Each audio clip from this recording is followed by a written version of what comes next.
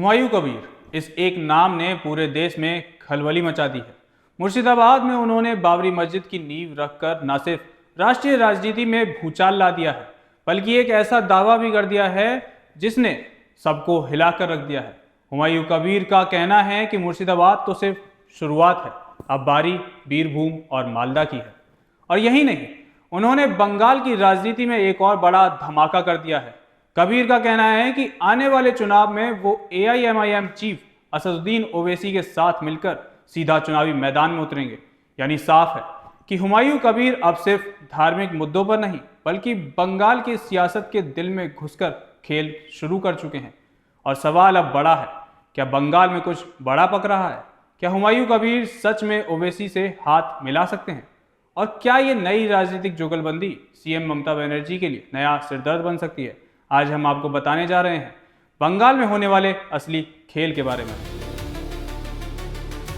पश्चिम बंगाल में सत्तारूढ़ party TMC के निलंबित विधायक हुमायूं कबीर ने अब CM ममता बनर्जी की सियासी मुश्किलें बढ़ानी शुरू कर दी हैं। शनिवार 6 दिसंबर को मुर्शिदाबाद जिले में बाबरी मस्जिद की नींव रखने के बाद हुमायूं कबीर TMC और ममता बनर्जी के लिए सिरदर्द बने हुए। अब तृणमूल कांग्रेस से सस्पेंड विधायक ने ममता को एक और बड़ी टेंशन देने का ऐलान कर सियासी पारा बढ़ा दिया। हुमायूं कबीर ने कहा कि वे आगामी विधानसभा चुनाव में असदुद्दीन ओवैसी की पार्टी AIMIM के साथ मिलकर लड़ेंगे। हुमायूं कबीर ने इसके साथ ही अपनी नई पार्टी बनाने का भी ऐलान कर दिया। कबीर ने कहा कि वो 22 दिसंबर को अपनी पार्टी बनाएंगे और हैदराबाद के सांसद असदुद्दीन ओवैसी की AIMIM के साथ मिलकर चुनाव लड़ेंगे। मीडिया से बातचीत में हुमायूं कबीर ने कहा कि मैं एक नई पार्टी बनाऊंगा जो मुसलमानों के लिए काम करेगी। मैं 135 सीटों पर उम्मीदवार उतारूंगा। मैं बंगाल चुनाव में गेम चेंजर साबित होऊंगा। मैं AIMIM के संपर्क में हूं और उनके साथ मिलकर चुनाव लड़ूंगा। मेरी ओवैसी से बात हुई।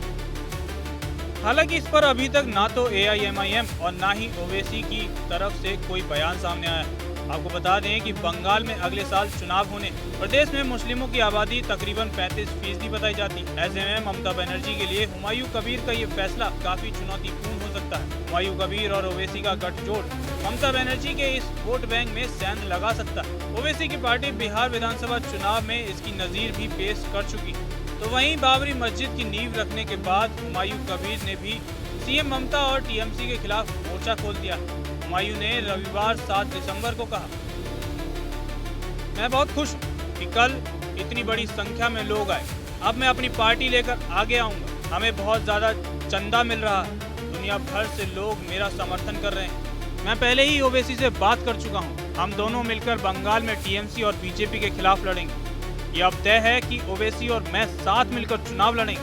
फिरहाद हकीम ठीक मुसलमान नहीं, मैं उन्हें क्यों जवाब दूं? वे कौन होते हैं ये कहने वाले कि मैं सांप्रदायिक राजनीति कर रहा हूं? हुमायूं कबीर के इस बयान के बाद अब सवाल उठ रहे हैं कि क्या जिनकी कहानी कांग्रेस से शुरू हुई थी, फिर वो BJP में गए और फिर TMC का हाथ थामा था, लेकिन क्या वही हुमायूं TMC से सस्पेंड होने के बाद AIMM का हाथ थामने वाले हैं?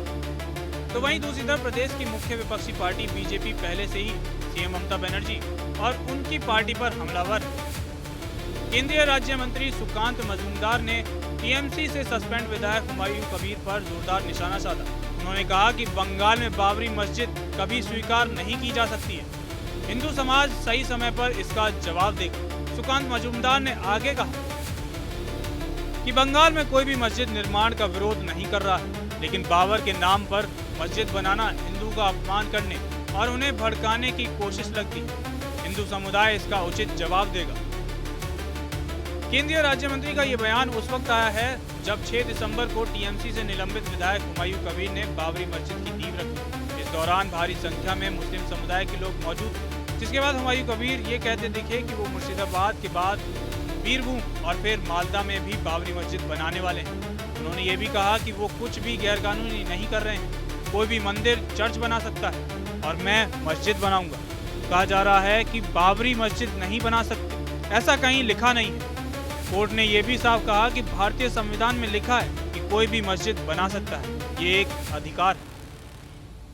लिहाजा एक तरफ हुमायूं कबीर की बढ़ती राजनीतिक सक्रियता और दूसरी तरफ AIMIM की बढ़ती पैठ, ये दोनों अगर साथ आए तो क्या बंगाल का वोट बैंक समीकरण बदलेगा और क्या मुस्लिम वोटों की नई जुगलबंदी टीएमसी के लिए खतरे की घंटी बजा सकता है? मौजूदा हालात साफ दिख रहे हैं कि 2026 विधानसभा चुनाव से पहले नई रणनीतियों और नए गठबंधनों की जमीन तैयार हो रही है। लेकिन बड़ा सवाल यह है कि क्या ये कबीर ओवैसी गठबंधन वाकई ममता सरकार की मुश्किलें बढ़ाने वाला है या फिर सिर्फ एक राजनीतिक प्रेशर बिल्डर है? आपको क्या लगता है? अपनी राय हमें कमेंट सेक्शन में जरूर बताएं। कैमरे के पीछे मिनाज है, मेरा नाम तरुण है, आप मुझे जनतंत्र पर सुन रहे हैं।